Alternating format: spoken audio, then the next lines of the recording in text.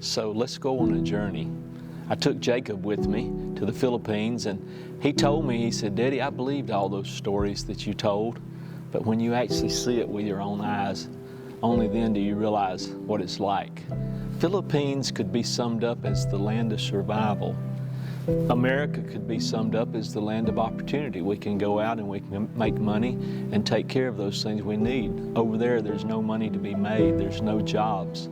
I have many friends that make in a month over there what we can make in a day here, but yet their gas is $10 a gallon and things are still high, and it's just absolutely a place of survival. So I've learned that we are the answer to their prayers. The last fundraiser we had, we bought 2 church vans that are already being used in the name of the Lord and to take people to the house of God. So we were the answer to their prayer. When you come to these fundraisers and you give, we take that money, 100% of that money goes directly back to the Philippines and takes care of basic needs, buys church vans, fixes churches that have water coming in because of the rain, and they literally have to clean the water out before they can set the chairs up and worship God in His house. So I say to you, those things that we can do help those 10,000 miles away, and something they could never do for themselves. Imagine waking up in the Philippines. I've often described America as the land of opportunity, and the way I would describe the Philippines is the land of survival.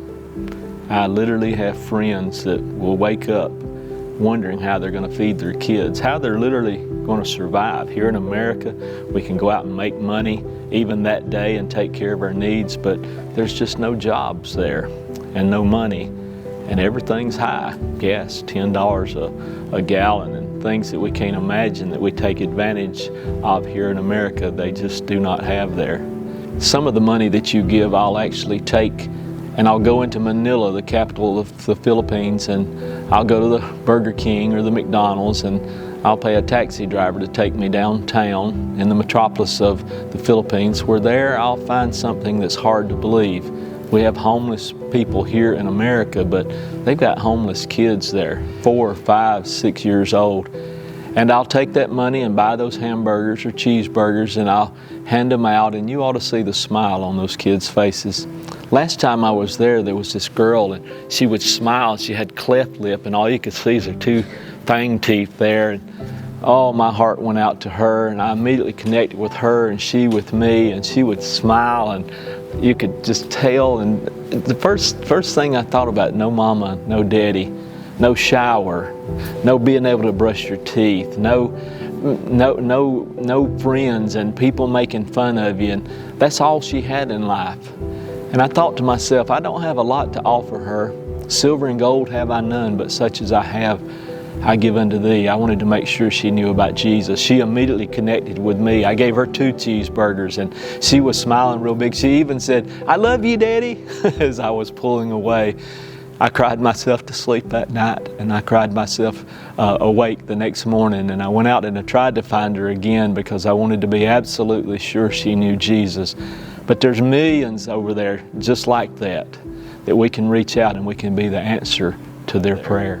Now imagine, if you will, waking up and having to go to church, a church usually with no walls, but even if it's got walls, gaping holes in the walls. It's raining outside, cats and dogs, and that rain's coming in. You literally got to clean the rain out of the floors of the church before you can even set the chairs up.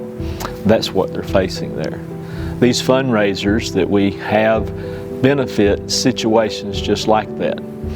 Pastor Willie and Pastor Miglio, Pastor Rentz, they'll take that church van and go out and get kids and other people that's going to come to church and bring them to the house of God. They were using a motorcycle. Try to imagine that in the rain pouring down. But now they bring them to the house of God.